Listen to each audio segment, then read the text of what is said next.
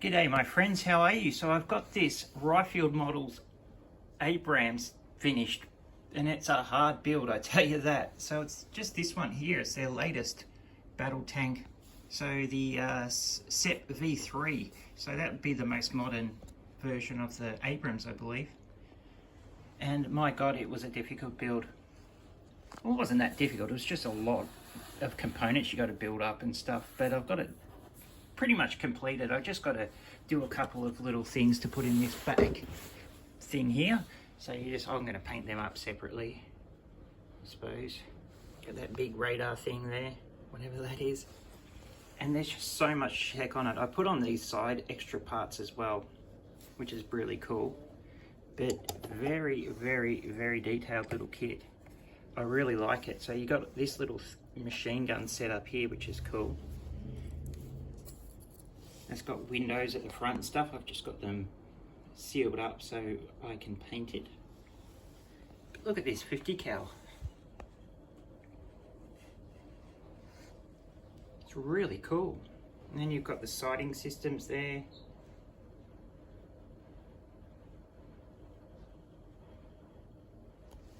And you see this rear part, really nice, with a whole bunch of photo etch there at the bottom.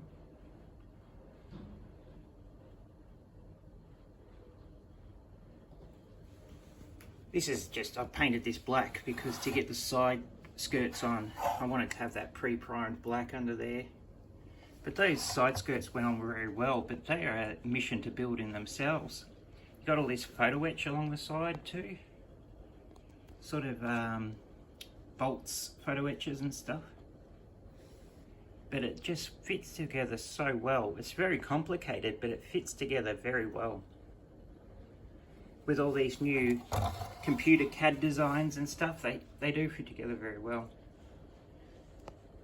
But the thing about Ryefield is their plastic is very strong, it's very flexible, so it works very well, but it's not the easiest to paint.